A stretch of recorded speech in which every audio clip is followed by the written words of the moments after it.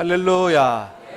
사랑하는 여러분, 우리 주님께서 죽으신 지 3일 만에 사망 권세 깨뜨리시고 다시 부활하셨습니다.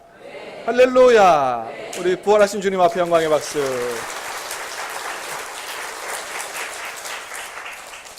네, 여러분, 오늘은 부활절 두 번째 주일입니다. 늘 우리가 얘기를 하지만 오늘은 부활주일 후 첫 번째 주일이 아니고 부활절 두 번째 주일이다. 부활절 두 번째 주일이라고 하는 것은 오늘이 또 부활절이다 그런 거죠. 예수님께서 부활하신 요일이 무슨 요일이에요? 주일, 그러니까 일요일인데 그걸 우리가 주일이라 그러죠. 그래서 매 주일은 우리가 작은 부활절이다 이렇게 얘기할 수 있고, 그 다음에 예수님께서 부활하신 사건은 이 과거의 사건만이 아니고, 사랑하는 여러분, 예수님의 부활은 저와 여러분의 부활인 줄 믿습니다. 이 예수님의 부활은 저와 여러분의 부활 사건인데, 저와 여러분이 나중에 죽은 다음에 미래에 부활할 미래적인 사건만도 아니고, 오늘이 부활절이라고 하는 것은 주님의 부활은 오늘 우리가 누릴 수 있는, 또 누려야 하는 그런 축복의 사건이 바로 부활의 사건이다라고 하는 것입니다. 사랑하는 여러분, 부활하신 주님이 오늘 이 시간도 우리와 함께 계시는 줄로 믿습니다. 주님이 부활하신 이후에 제자들 찾아가셔서 여러 번 만나주셨는데, 간절히 바라기는 여러분, 오늘 우리 가운데 계신 부활하신 주님 만나는 은혜가 있게 되기를 주님의 이름으로 축복합니다. 네, 그래요. 여러분, 그렇습니다. 성경을 보면 부활하신 주님이 바로 승천하신 게 아니고 이 땅에 40일 동안 계시면서 여러 번 제자들을 만나 주셨어요. 볼륨을 조금만 줄여주시기 바랍니다. 하울링이 계속 나요. 주님이 부활하신 이후에 40일 동안 계시면서 여러 번 제자들을 만나 주셨는데, 예루살렘에서만 2번 만나 주셨고, 또 갈릴리에 가서 또 다시 만나자 이렇게 약속을 해 주셨습니다. 그래서 오늘 본문에서 보면 제자들이 예루살렘에서 부활하신 주님 만난 다음에 또 갈릴리에서 만나기 위해서 갈릴리로 돌아오는 것을, 오늘 본문의 배경은 갈릴리 바다예요. 갈릴리로 돌아온 것을 보게 됩니다. 마태복음 28장에 보면 예수님께서 제자들에게 갈릴리에서 만나자 그러시면서 그 장소가 어디에서 만나자고 하신 그 구체적인 장소까지 지정해 주신 것을 보게 됩니다. 마태복음 28장 16절을 한번 같이 읽어볼까요? 자, 시작. 11 제자가 갈릴리에 가서 예수께서 지시하신 산에 이르러. 그러니까 예수님께서 갈릴리에서 만나자고 하셨던 그 장소는 어디라고요? 산이라고. 어떤 산이라, 갈릴리에 있는 어떤 한 산이라는 거예요. 그러니까 갈릴리의 어느 산에서 만나자는 것입니다. 어느 산이냐 하면 뭐 정확하게 밝혀진 것은 없습니다만, 아마도 예수님께서 제자들을 팔복의 말씀, 산상수훈의 말씀을 가르친 그 팔복산이 아닐까 그렇게 생각을 합니다. 자, 그래서 예수님께서 분명히 제자들에게 갈릴리에 가서 그 산에서 만나자고 말씀을 하셨기 때문에 제자들은 갈릴리 와서 어디로 가야 돼요? 예수님 말씀하신 그 산으로 가서 거기서 예수님 만나야 되는데, 근데 웬일인지 오늘 본문에서 보는 것처럼 제자들은 산으로 가지 않고 어디로 갔어요? 바다로 갔다는 것입니다. 산으로 가야 될 사람들이 바다로 가버렸어요. 마태복음 28장에서 어쨌든 예수님이 지시하신 그 산에서 부활하신 주님과 제자들이 만나는 사건이 마태복음 28장에 기록되어 있는데, 그 사건은 오늘 본문 이후의 사건이라고 보여집니다.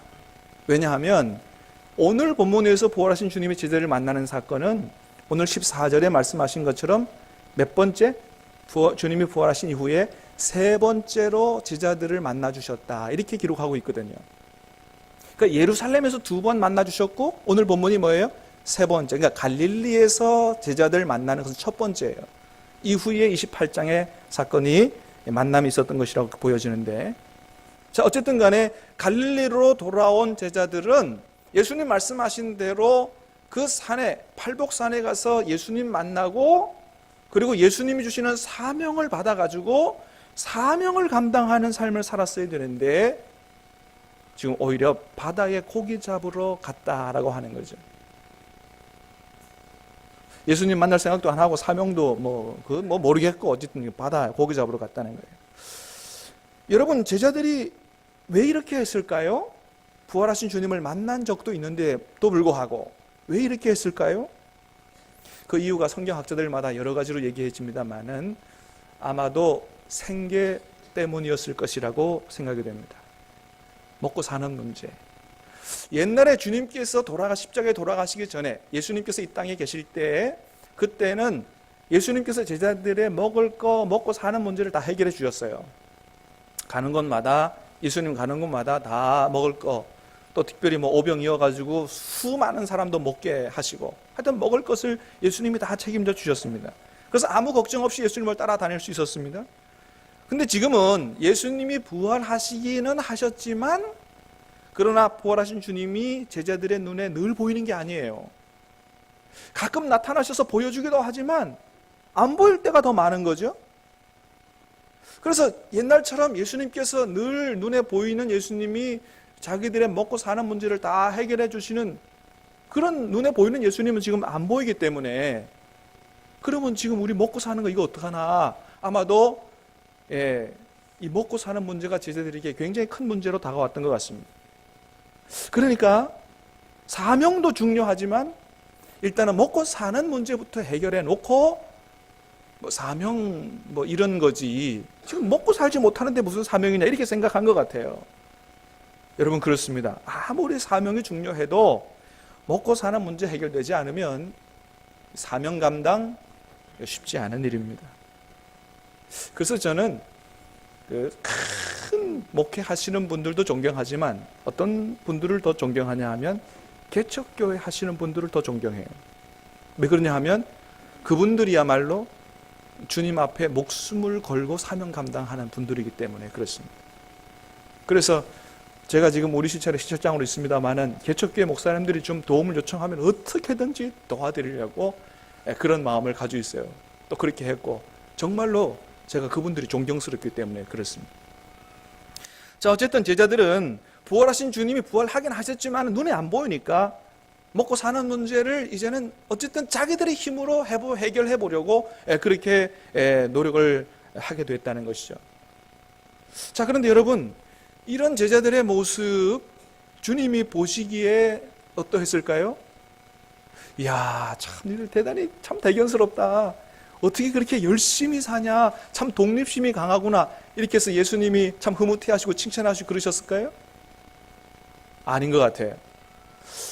오히려 그렇게 사는 제자들의 모습을 보고 주님은 많이 답답해 하셨을 것이라고 생각이 됩니다.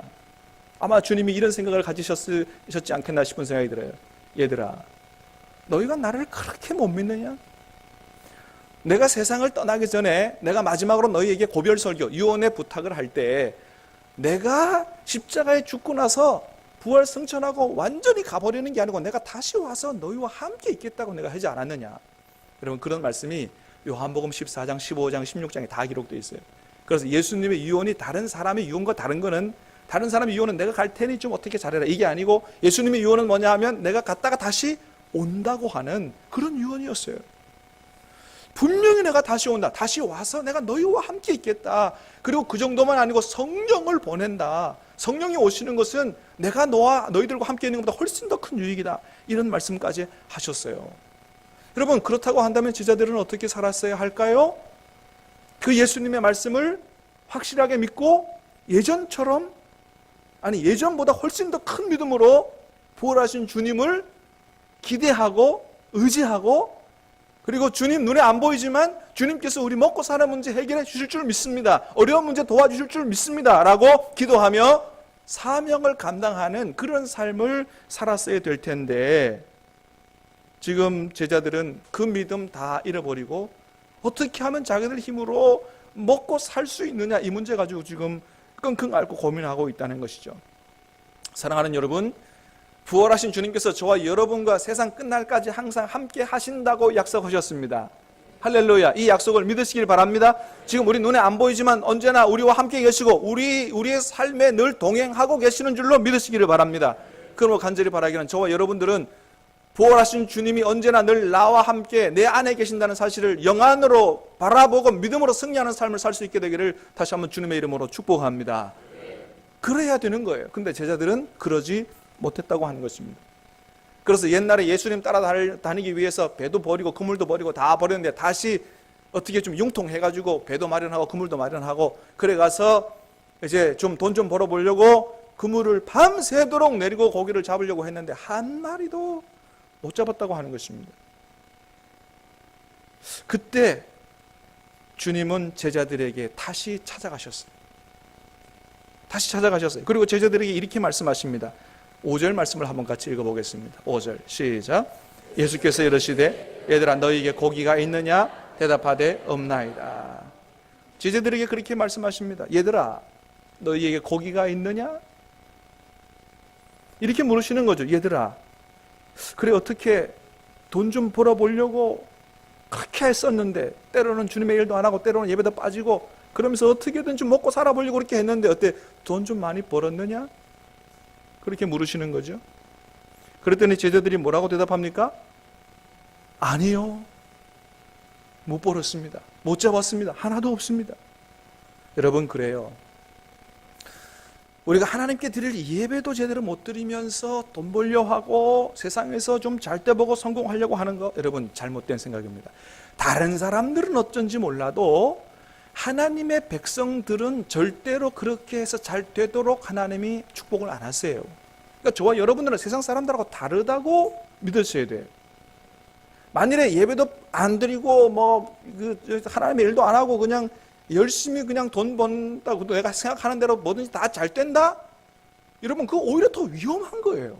오히려 하나님이 나를 잊어버리시진 않았네. 여러분 이렇게 염려하셔야 돼요.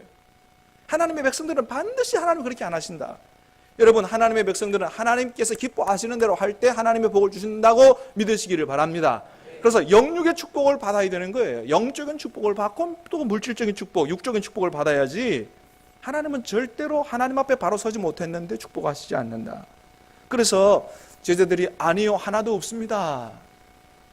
그렇게 대답까지 했는데 그때까지도 자기들을 부르시고 말씀하시는 그 음성이 예수님의 음성인 줄을 몰랐어요. 부활하신 주님이 그들에게 찾아오셔서 부르시고 말씀하시는데 그게 예수님의 음성인 줄 모르는 거예요. 왜 그랬을까요? 제자들은 지금 정신없어요. 돈 벌고 먹고 사느라고 정신이 없어요. 주님의 음성에 귀를 기울일 여유가 없는 것입니다. 여러분 어떻습니까? 이것이 오늘 우리들의 모습은 아닙니까? 부활하신 주님이 우리의 삶에 찾아오셔서 나를 부르시기도 하고 말씀하시기도 하는데 먹고 사느라고 바빠서 돈 버느라고 바빠서 전혀 주님의 음성을 듣지 못하는 이런 모습. 여러분 제가 큐티를 가르쳐 보면 큐티가 안 되는 가장 중요한 이유 중에 하나는 바쁘다는 거예요. 바빠서 말씀 묵상할 시간이 없다는 거예요. 바빠서. 그래서 막 바쁘다 보면 제일 먼저 밀리는 게 뒤로 밀리는 게 뭐냐 하면 말씀 읽고 기도하고 주님과 교제하는 거예요. 이게 제일 뒤로 밀려요. 그리고 시간 남으면 이제 성경책 펴는 거예요. 시간 남으면 기도해 보려고 하는 거죠. 그래도 그렇게라도 하려고 하는 분은 좀 나아요. 아예 잊어버리고 사는 분들도 있어요. 여러분 이거 이렇게 하면 안 됩니다. 여러분 생각해 보세요. 주님이 언제나 바쁜 일 가운데 뒤로 밀리는 거. 여러분 주님이 얼마나 서운해 하시겠어요. 나는 몇 번째냐 도대체. 여러분 3번아 잘 있거라 6번은 간다 이거 아세요? 이런 얘기가 있어요. 어떤 부부에게 아주 귀한 아들이 하나 있었다 그래요. 그래서 이 아들을 어떻게 하면 잘 키워보려고 시골에 계신 부모님들은 그 아들을 서울까지 유학을 보내가지고 그래서 공부를 시키고 또 이 아들은 또 부모님의 기대에 부응하려고 열심히 공부해서 대학을 졸업하고 또 취직도 잘 됐어요. 대기업에 취직을 하고 또 이렇게 좀 뭔가 잘 돼서 부인도 명문대 나온 부인을 얻어가지고 결혼을 하고 자식도 낳고 이렇게 잘 사는데 참 그래도 그 아들은 효잘해서 명절 때만 되면 부모님 집에 내려와서 꼬박꼬박 인사를 드리고 어머니 아버지 이 시골에서 고생하지 마시고 그저 제가 잘 모실 테니까 서울로 올라가자고 이렇게 말씀도 드리고 그럴 때마다 부모님은 야 아니다 내가 지금 살면 얼마나 더 사냐 그저 나는 너희들이 잘 행복하게 사는 것만 해도 참 나는 행복하다 이렇게 말씀하시곤 했는데 부인이 세상을 먼저 떠났다는 거 아니겠어요? 그래서 아들이 찾아와서 아버님, 이제 어머니도 세상을 떠났는데 어떻게 혼자 사십니까? 그래서 서울 가서 같이 사십시다. 제가 잘 모실게요. 그래서 마지못해 아버지는 재산을 정리하고 그 재산 정리한 것을 아들에게 주고, 아들은 그 아버지한테 받은 재산을 가지고 아파트 평수를 늘려가지고, 그래서 아버지 모시고 서울로 올라가 사는데, 이 아들이 뭐 대급 다니니까 너무 그냥 정신없이 바쁘고, 뭐 아버님은 그저 아내가 잘 모시겠지 하고 그렇게 믿고 있었는데, 어느 날 회사 일찍 퇴근해서 집에 돌아와 보니까 아무도 집에 없더라는 거예요. 식탁에 쪽지가 하나 있는데, 여보 오늘 우리 가족 다 외식할 테니까 미안하지만 이렇게 차려놓은 거 좀 먹고 이렇게 기다리세요. 그렇게 해서 쪽지를 보고 있는데, 밖에서 막 왁자지껄하고 막 시끄러운 소리가 들리면서 가족들이 다 들어오는 거예요. 부인도 들어오고 딸도 들어오고 강아지도 들어오고 다 들어오는데 아버지가 안 보이시는 거예요. 그래서 이 아들이 그렇게 물었답니다. 여보 왜 둘만 와? 그랬더니 부인이 하는 말이, 왜 둘이야? 우리 강아지 민키도 있는데. 그러니까 자기 있고 딸 있고 강아지도 있는데. 그래서 남편이 그렇게 물었대요. 아니 아버지는?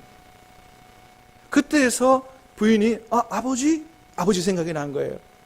아버지가 어디 있지? 대답할 말이 없는 거예요. 그래서 말꼬리를 흐리고 그냥 이렇게 넘어가는데, 남편이 좀 알아차린 거죠. 야, 이거 아버지가 홀대를 당하신 것 같다. 내 부인이 잘 못 모신 것 같다. 그래서 뭐 여기저기 다 전화를 해봐도 안 보이고, 그래서 필히 가출을 하신 것 같다. 그래서 경찰서까지 신고하고 그렇게 해서 막 백방으로 찾는데, 아버지 방에 들어가서 보니까 이 쪽지가 하나 있더라는 거예요. 그 쪽지 제목이 뭐냐 하면 3번아 잘 있거라 6번은 간다. 그래서 이게 도대체 뭔 얘기냐 이게. 그래가지고 뭐 직장에 상사한테 물어보고 친구한테도 물어보고 다 물어봤는데 아무도 그걸 모른다는 거예요. 어느 날 옛날에 아버지 친구였던 김영감님이 그걸 보더니, 자네 이게 뭔 뜻인지 그렇게 모르겠나? 라고 하면서 얘기하는 게, 당신의 아버지가 나와 있을 때 늘 그런 얘기를 했다고 하면서 그 얘기를 해주는데, 우리 집에서는 1번이 며느리고 2번이 손녀딸이고 3번이 자네고 4번은 강아지 민키고 5번은 가정부고 6번은 자기다 이런 거예요. 그러니까 3번은 누구예요? 남편, 아들이 남편. 6번은 누구예요? 아버지. 나는 맨 끝으로 밀린다. 나는 이렇게 존재감이 없다. 이런 얘기를 늘 했다는 거죠. 그 얘기를 들은 아들이 그동안 바쁘다는 핑계로 아버지 못 돌본 것 너무 후회하면서 눈물을 흘렸다. 그런 얘기 있는데, 그때 이 김영감님이 그런 얘기 하더라는 거죠. 여보게, 자네 아버지는 자존심이 강해서 아마 고향으로는 안 내려갔을 거야. 그러니까 아마 10중 8구는 서울역에 있기 쉬워. 그러니 내가 같이 가줄 테니 한번 찾아보자고 그런 얘기를 하더라는 거예요. 여러분, 가정의 달도 돌아오는데 생각해 보십시다. 여러분의 부모님은 여러분들께 몇 번이십니까? 간절히 바라기는 여러분 이번 어버이날, 가정의 달에 꼭 특별히 어버이날에 꼭 여러분 부모님 찾아뵙고 인사드리고 또 용돈도 좀 두둑히 드리고 효도할 수 있게 되기를 간절히 바랍니다. 부모님이 뒤로 밀리면 안 되잖아요. 자, 그런데 또 하나 생각해 보십시다. 여러분 안에 계신 주님은 몇 번이십니까? 1번 우리 권사님, 늘 1번 되시기를 축복합니다.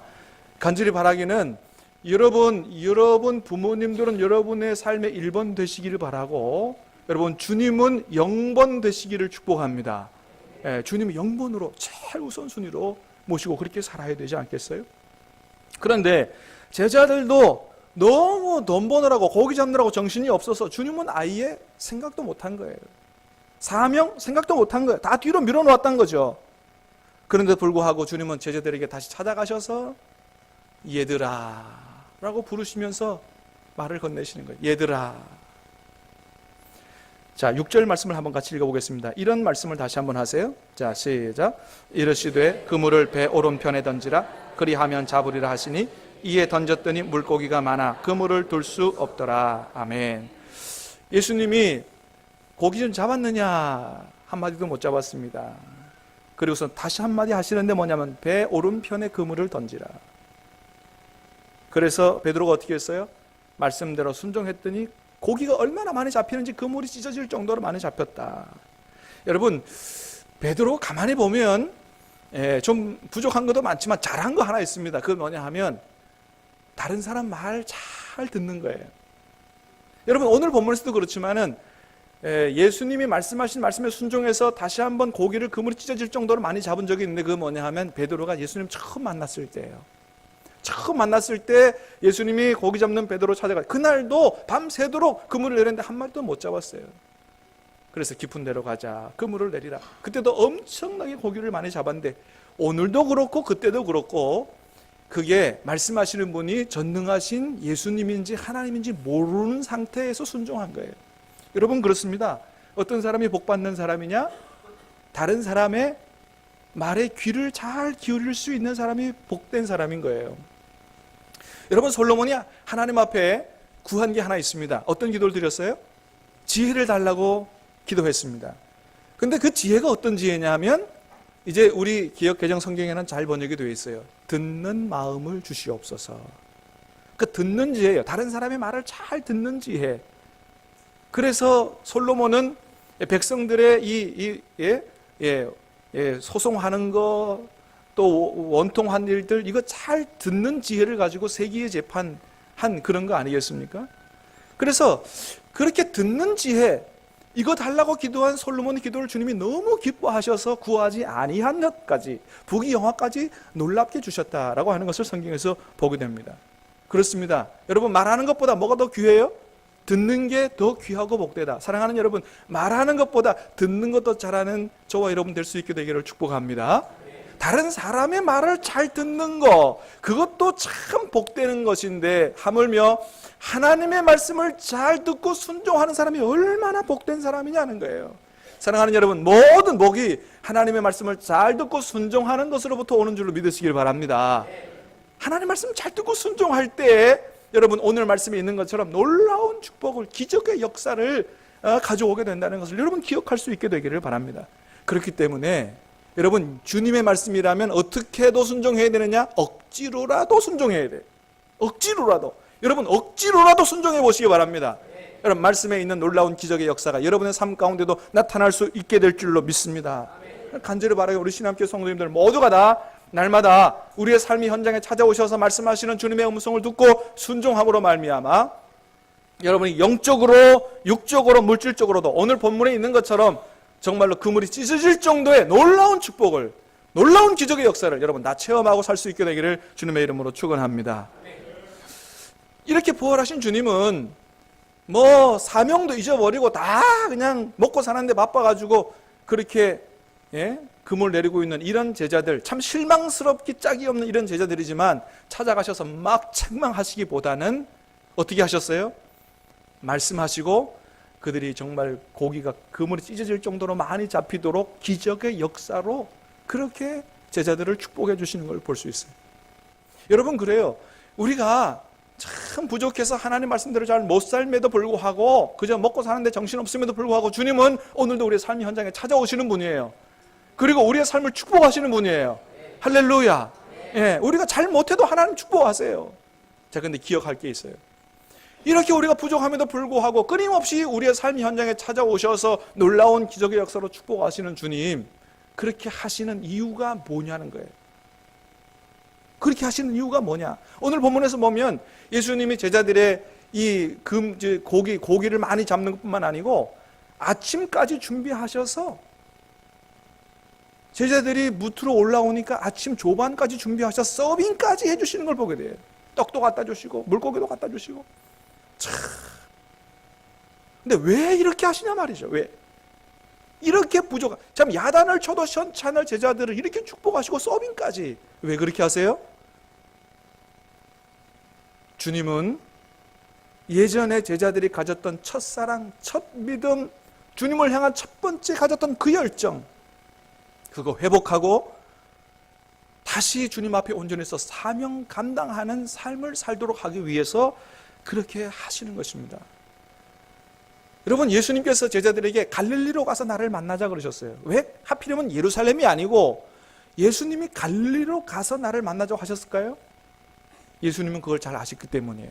내가 십자가에 죽고 나면, 그리고 나를 부활한 나를 만났음에도 불구하고 너희들이 내가 잘 안 보이기 때문에 너희들의 첫 번째 가졌던 첫 사랑, 첫 번째 믿음, 첫 번째 열정 다 잊어버리고 사명도 잊어버리고 그렇게 살 것을 아셨던 거죠.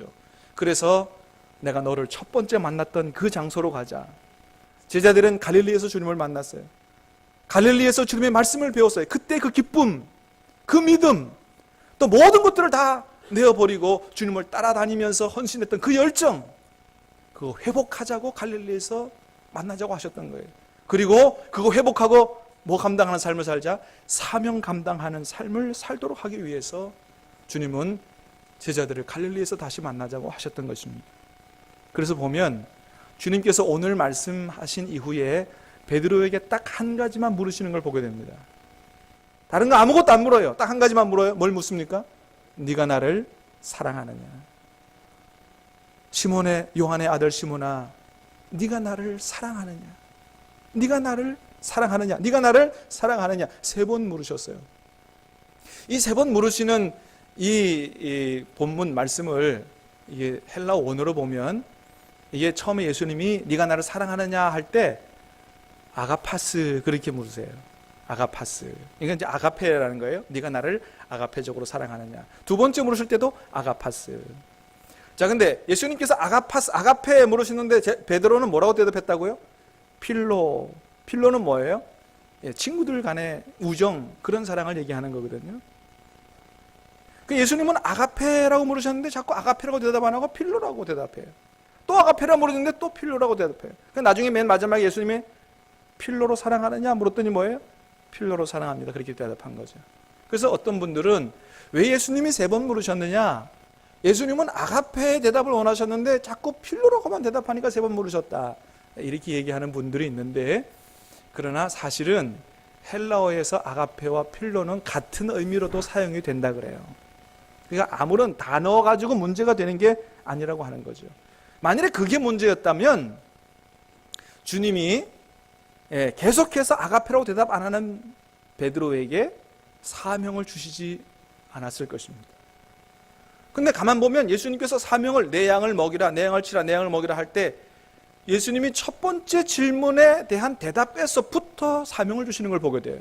아가페로 물으셨는데 필로라고 대답했는데도 불구하고 어떻게 내 양을 먹이라라고 말씀하시는 걸 보게 됩니다.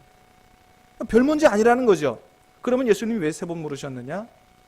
그것은 베드로가 첫 번째 주님을 향해 가졌던 그 첫 사랑과 열정, 그 믿음 회복시키려고 하신 거예요. 옛날에 주님을 몇 번 부인했어요? 3번 부인했어요. 모른다고 3번 부인했어요. 주님은 그렇게 3번 부인한 베드로, 네가 3번이라도 나에게 정말로 나를 사랑한다고 대답하기를, 그 너의 목소리로 대답하는 소리를 듣기를 원하셨던 거예요. 베드로는 미안해서 어쩔 줄 몰라 해요. 주님이 아시잖아요. 그런데도 주님은 뭐예요? 대답해보라는 거예요. 여러분, 주님을 사랑하십니까? 정말로 사랑하십니까? 마음에만 담고 있지 마세요. 여러분, 한번 입을 열어 주님께 내가 주님을 사랑합니다라고 정말로 고백해 보시기를 바랍니다. 그냥 마음에 담고 있는 거와 고백하는 건 또 달라요. 주님은 우리 목소리로 주님 앞에 진심으로 주님을 사랑한다는 얘기를 듣고 싶어 하신다는 거예요. 그렇습니다.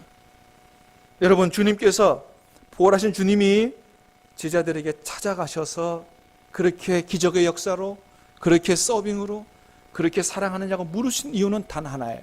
첫 번째 가졌던, 잃어버렸던 첫사랑, 첫믿음, 첫열정 회복하고 사명 감당하는 삶을 살아라. 사랑하는 여러분, 그렇습니다. 부활하신 주님이 오늘도 우리의 삶 현장에 찾아오셔서 우리의 기도를 들어주시고 놀랍게 축복하시고, 때로는 질병도 치유하시고, 때로는 물질로도 축복하시고, 기적의 역사도 보여주시고 하는 이 모든 이유는 뭐냐? 잃어버렸던 사랑, 잃어버렸던 믿음, 잃어버렸던 열정, 잃어버렸던 사명 회복하고 주님 다시 오실 때까지 그 사명 감당하는 삶을 살라고 말씀하시는 것입니다. 사랑하는 여러분, 부활하신 주님이 저와 여러분과 늘 함께 계시는 줄로 믿습니다. 영적인 눈으로 바라볼 수 있게 되기를 바랍니다. 주님 말씀하신 음성을 들을 수 있게 되기를 축복합니다. 하나님이 왜 나를 이렇게 축복하시는가를 분명히 깨달아 알고 저와 여러분에게 우리 교회에 주신 사명 감당하여 사는 그런 저와 여러분 될 수 있게 되기를 주님의 이름으로 축원합니다. 우리 같이 찬송하며 기도하도록 하겠습니다. 주님 다시 오실 때까지